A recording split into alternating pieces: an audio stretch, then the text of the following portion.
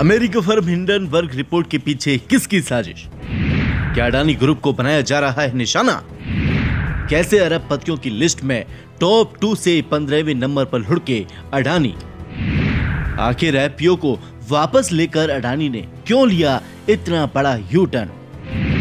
क्या शेयर बाजार में हलचल और अडानी ग्रुप का यू टर्न है कोई इशारा?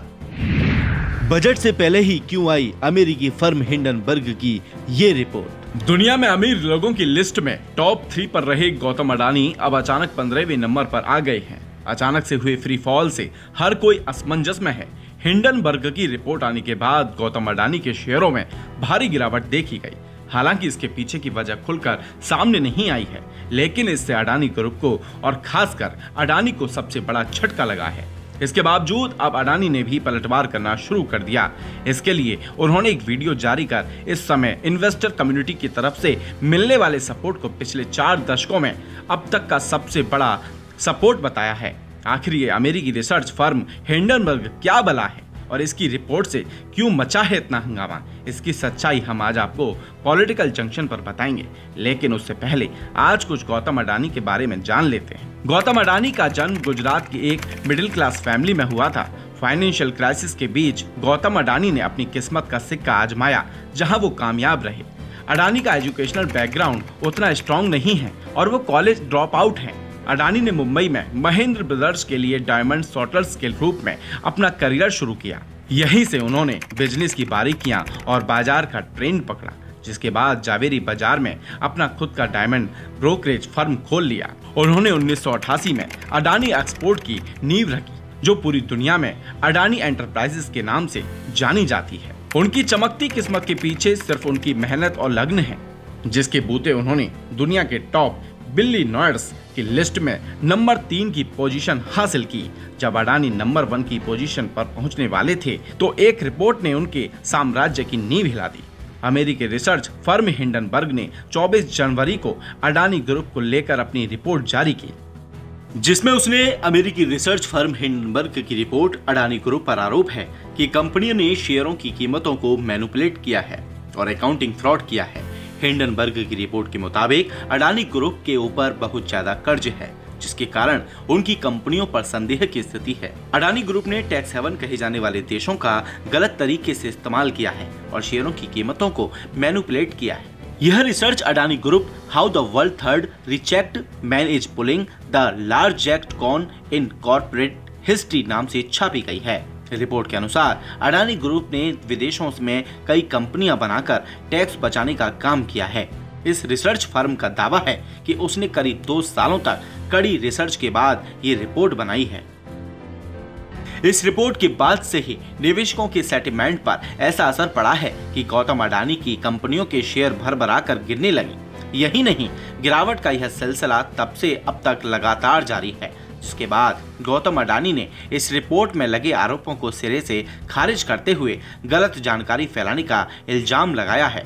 बताते चलें कि हिंडनबर्ग की रिपोर्ट के बाद अडानी के शेयरों में 25% की गिरावट आई है। मार्केट कैप में लगातार हो रही गिरावट को देखकर माना जा रहा है कि अडानी ग्रुप को नीचे गिराने की कोई साजिश रची जा रही है।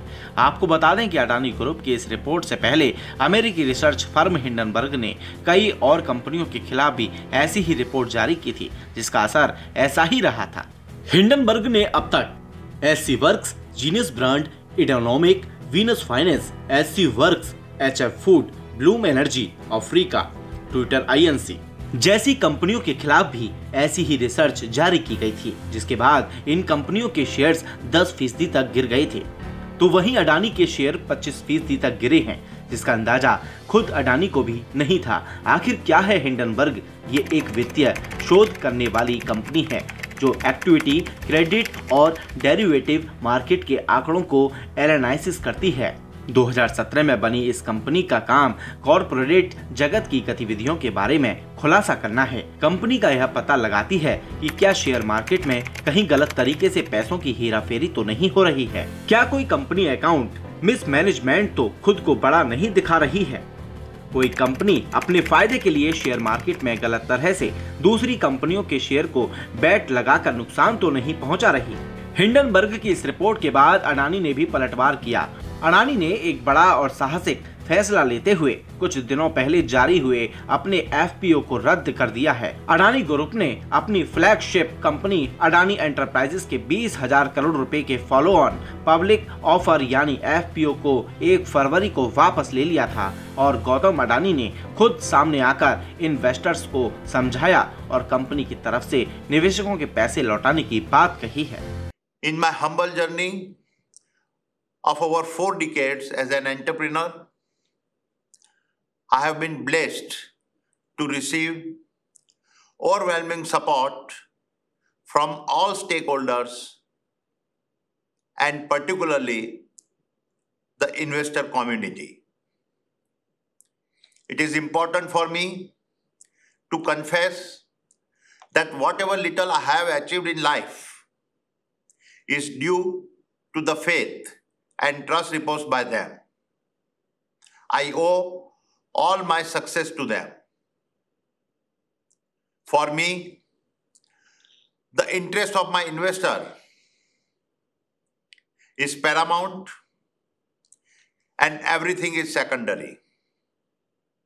Hence, to insulate the investors from potential losses, we have withdrawn the FPO.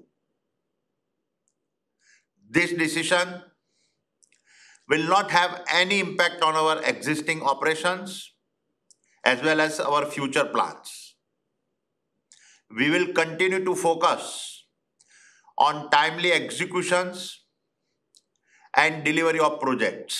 Mumbai के एक गरीब परिवार में जन्मे एक शख्स का कद अब इतना ऊंचा हो गया है कि दुनिया के बड़े देश की बड़ी कंपनियां अब उन पर आरोप लगा रही है। अमेरिकी फर्म हिंडनबर्ग रिपोर्ट में अडानी ग्रुप से हेरफेर के साथ साथ अकाउंटिंग में धांधली को लेकर 88 सवाल किए गए, लेकिन अब अडानी ने भी सिचुएशन को टेक ओवर कर लिया है और अडानी ग्रुप पर लगे आरोपों को गलत साबित करने के लिए 413 पन्नों की सफाई भी दी गई। लेकिन सोचने की बात यह है कि बिना किसी विश्वसनीयता के हजारों किलोमीटर दूर बैठी एक संस्था बिना किसी जांच पड़ताल के भारत जैसे देश में रिपोर्ट जारी कर उसे राजनीतिक रंग देने की कोशिश करती है और यहाँ के राजनेता बिना किसी जांच पड़ताल के उसका सपोर्ट करते हैं। जैसा कि आजकल कांग्रेस और आम आदमी पार्टी के साथ दूसरी पार्टियां के रिएक्शन आ रहे हैं, शायद इन लोगों को इंटरनेशनल स्तर पर अडानी की कामयाबी पच नहीं रही है, लेकिन अडानी ने अपनी कामयाबी के सफर में जिस तरह से हर चुनौतियों को सामना किया है उसको देखकर ये कहा जा सकता है कि इस चुनौती को भी वो आसानी से पार कर लेंगे।